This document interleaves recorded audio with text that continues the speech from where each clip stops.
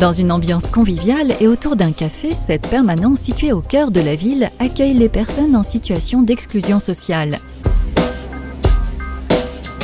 Elles peuvent bénéficier gratuitement d'un entretien individuel, soit avec un assistant social pour des questions administratives, voire financières, ou avec un agent pastoral laïque en cas de détresse personnelle.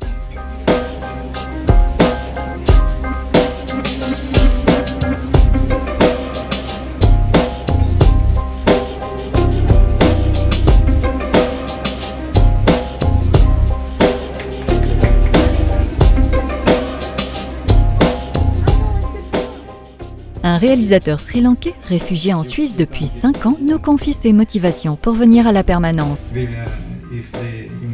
On a beaucoup de problèmes. La vie, la mort, l'argent, et puis l'appartement, l'emploi, etc. C'est ça, on n'est pas tout seul, la solution.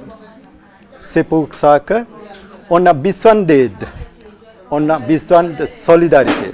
J'ai vu une situation psychiquement très difficile.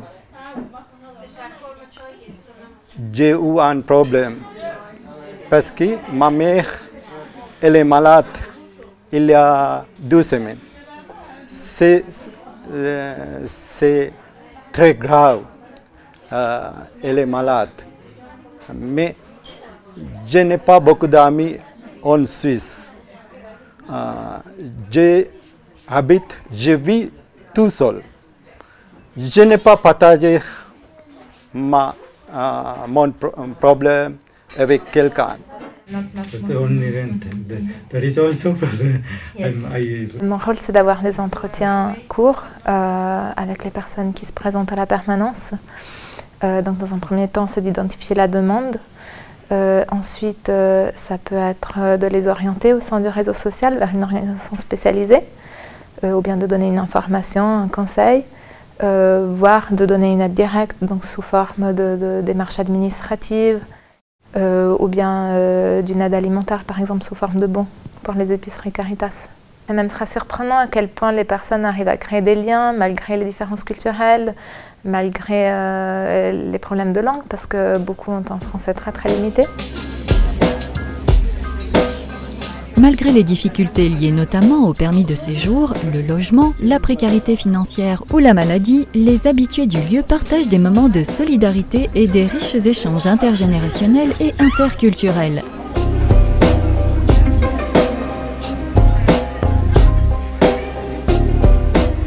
Marie-Antoinette, l'aumônière, accueille toute personne qui a besoin d'écoute ou d'un soutien spirituel, sans distinction d'âge, d'origine ou de confession religieuse. On accueille vraiment des personnes de tout horizon. Il y a toute culture, toute religion, autant des Suisses, des autochtones que des migrants, des personnes qui viennent des réfugiés. Ça peut être aussi des personnes qui souffrent de toxicomanie, d'alcoolisme, de maladies psychiques. Vraiment, il n'y a pas une catégorie plus particulière de personnes qui fait appel à notre permanence. C'est un peu le reflet finalement du monde, hein.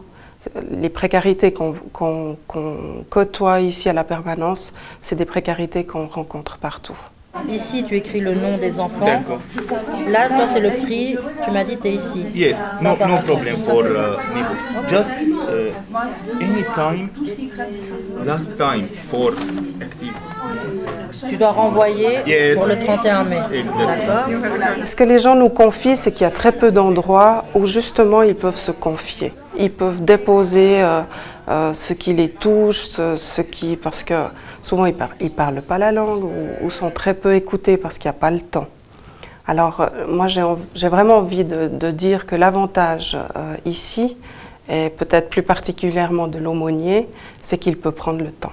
Le temps n'est pas calculé. L'autre cadeau que je vois, c'est cette force, ce courage que les gens ont pour traverser tout ce qu'ils traversent. C'est une population agréable, qui a besoin d'être accompagnée, mais on sent qu'elle a qu'elle veut avancer. On le sent très très fort.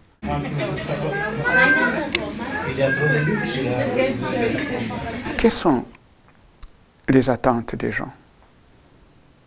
En fait, ils n'attendent pas qu'on leur distribue de l'aumône. Ils attendent qu'on les considère comme êtres humains. Anna Maria, d'origine argentine, est arrivée à Payerne il y a 37 ans. Elle nous raconte ses motivations pour devenir bénévole. À cause de la mentalité qu'on a nous les Américains, les Sud-Américains surtout, de se trouver en famille avec une grande table pour boire un café et même avec les voisins si on n'a pas de famille. Et Valida, une habituée du lieu, se sent comme chez elle. Avant de venir ici, je suis à la maison. Je reste à la maison. Voilà. Et maintenant, on a trouvé cette autre maison, quoi. Ouais.